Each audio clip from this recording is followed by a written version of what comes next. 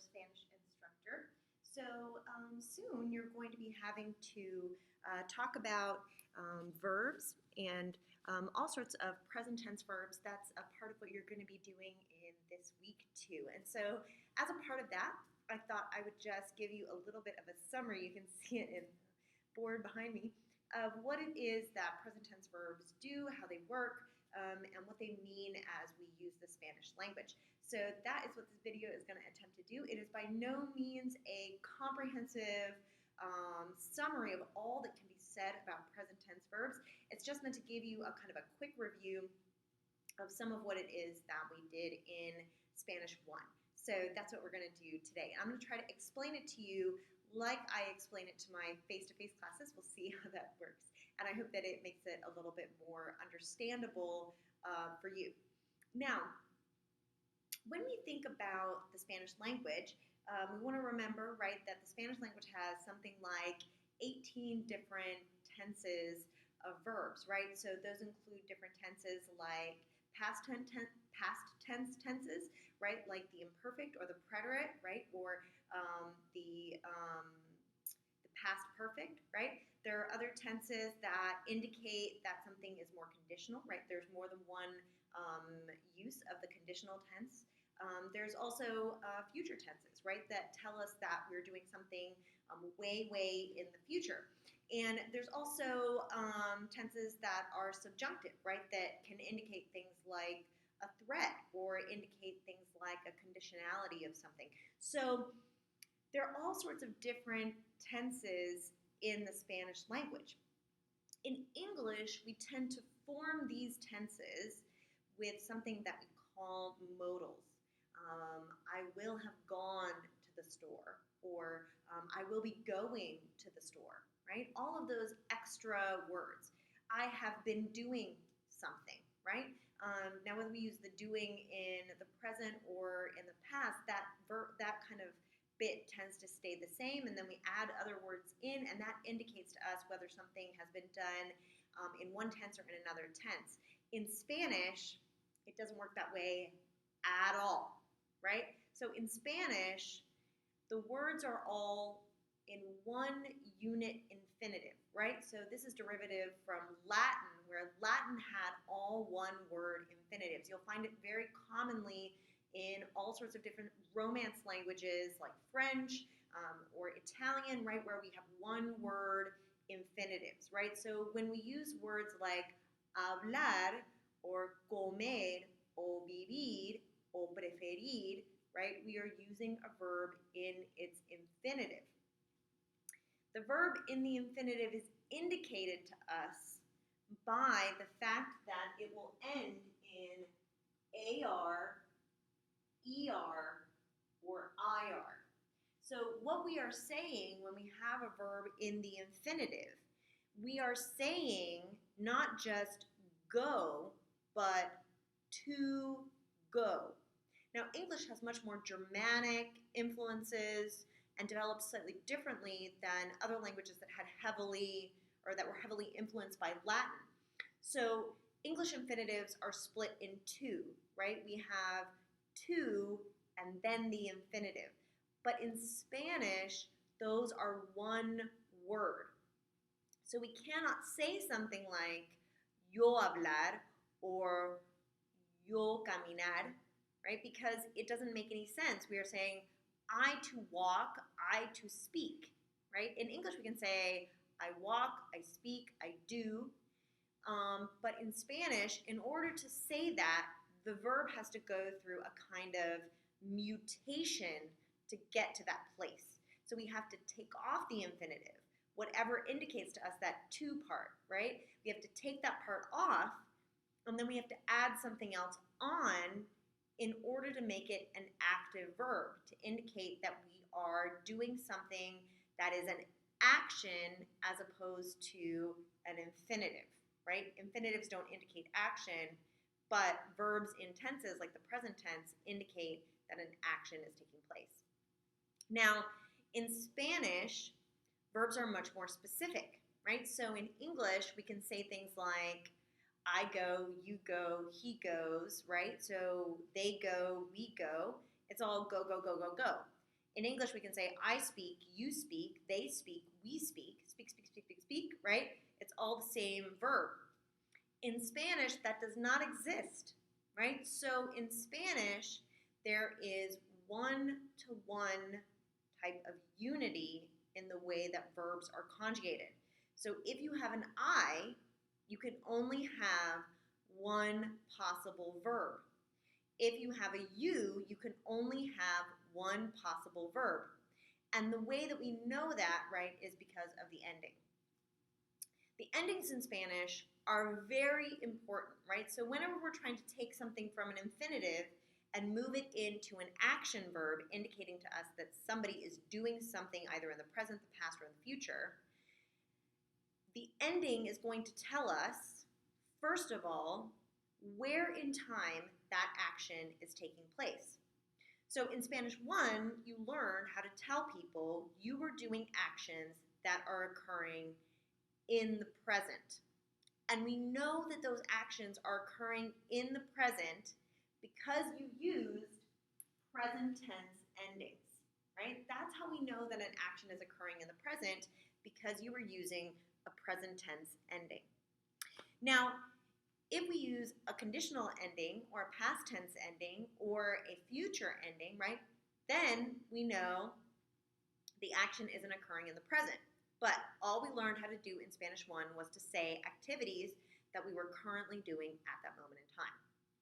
Now, the other thing that the ending is going to tell us in Spanish is who is doing the activity. And this is very important to remember, because in English, when we use the word speak, we always have to use what we call a personal pronoun, or sometimes they're called subject pronouns, but it's the same word, right? We always have to use I, you, we, they, Mary, Henry, whatever, right? We have to use that pronoun or a person's name to tell us who is doing the action. Because if I just say the word go, we don't know who is doing the going, right? So in English, it's really important to have that personal or subject pronoun attached to the word. So it will never go without it. Spanish is literally the exact opposite of this, right? You will find that personal pronouns in Spanish are dropped all the time. And that is because if I say a word like hablo, I can only mean that I am doing the action, because the O indicates that a yo is doing it, and the O also indicates that yo is doing it in the present tense. So the endings are incredibly important. Not only do they tell us where we are in time, but they also tell us who is doing the action. Now, present tense verbs can be divided up into 4 different categories. You'll see these categories in lots of different places, but I've written them up here for you so that you can kind of see them. Those categories are regular verbs, meaning the verbs follow a regular pattern. Irregular yo verbs, or sometimes called first-person singular verbs. These verbs follow an irregular pattern, but only in the yo form, hence called irregular yo verbs. Then stem-changing verbs, I've written here in Spanish for you. Verbos irregulares con cambios en la raíz. Those verbs follow an irregular pattern that forces them to change, but only in the stem, right? And what that tells us, because they're a category, it tells us they follow a pattern, right? So there is some type of pattern. What these categories are indicating to us is that these verbs have a particular pattern that they follow. That pattern can be learned and applied to other verbs that go within that category. And then there are irregular verbs. So irregular verbs follow no pattern, right? And they must just be memorized as they are. Verbs that are simply irregular verbs are verbs like ser, right? Yo soy, tú eres, él es, nosotros somos, vosotros sois, ellos son. Those verbs follow no pattern, right? They are just an entity unto themselves. Or verbs like ir, right, which means to go, which we also learned, right? And that verb is yo voy, tú vas, él va, nosotros vamos, vosotros vais, ellos van. Right? So those verbs, right, tell us that, there's no particular pattern to the way that something is taking place, right? We just have to memorize them the way that they are set up, and that way, we can know how it is that they're meant to do, right? If a verb is regular, then that means what we're saying when we're saying a verb is a regular verb, we're saying that the root of that verb, right, the part of that verb that doesn't have the infinitive on it, and the infinitive is the AR, the ER, or the IR, right? Those are the only three types of infinitive endings in Spanish. It means, right, that verb, the root of that verb, is not going to change, right? Whenever we say regular, we mean the root of the verb won't change. Now, here are present tense endings, right, in Spanish, right? So you'll notice, one of the things that's important to notice with present tense verbs is that the endings, regardless of the category, are not really going to change, right? You'll notice, right, that irregular yo verbs have the same endings, right, as regular verbs, and stem-changing verbs have the same endings as regular verbs. So the ending part is always going to stay the same.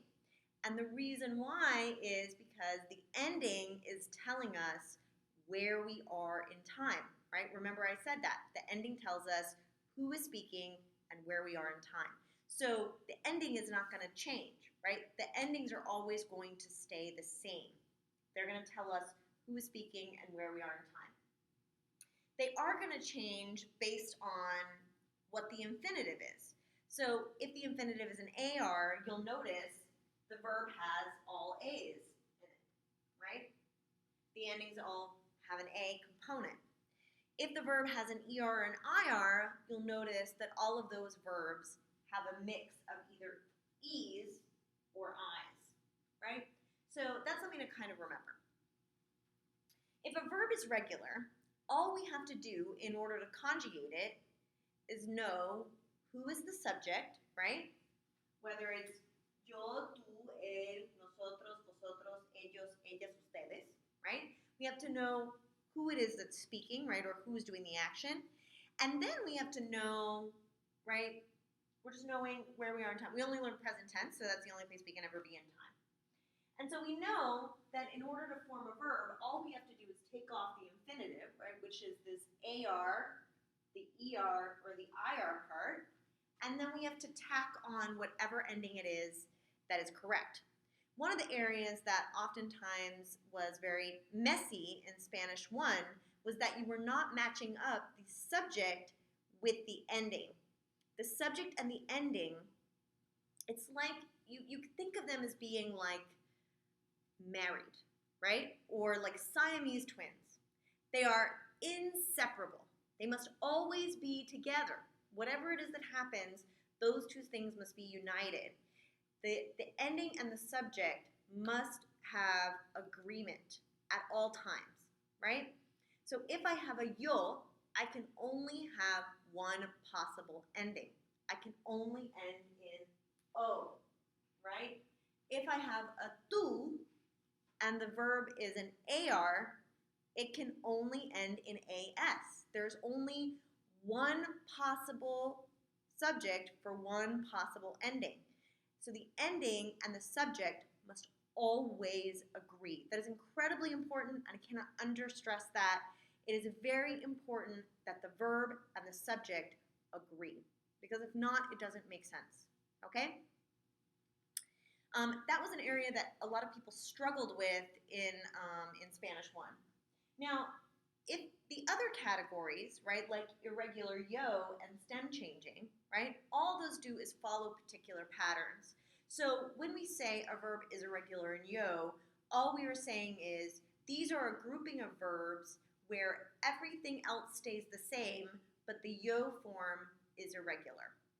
Now, those yo forms can be in different types, right? We have like, oftentimes they're called go verbs, right? Where they end in a go, like this. There are other ones like, right, estar, saber, and conocer, right? And those follow their own type of pattern, right? The yo form just has to be memorized. And there's just no way, with language, there's just some element of memorization. So the yo forms really just need to be memorized and practiced. Then the rest of the verb pretty much stays the same, and it follows the regular pattern of conjugation. Now, the stem changers over here, what we were trying to say is that in the stem, you must change some of the verb in order for it to be conjugated correctly in the present tense. There's a whole grouping of these verbs, and you find them on page 122 in your book.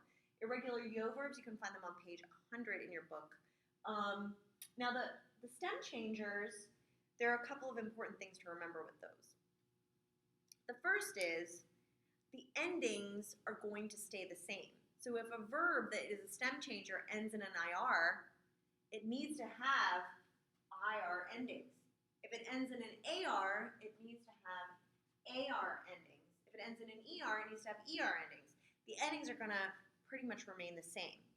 All we're doing is folding in an extra step before you put the ending on. So we're saying there has to be something in the root that's altered a little bit as an extra step before you can put on the ending.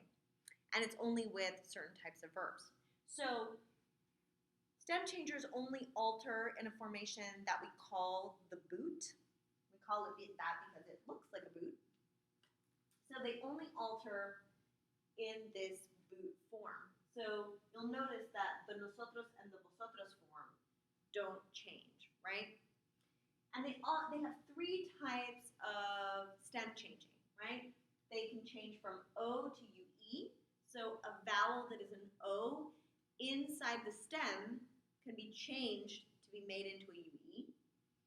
They can change from E to IE, meaning that a vowel that's an E in the stem will be taken out and replaced with an IE. Or they can be E to I, right, meaning that a vowel that is an E in the stem will be taken out and replaced with an I.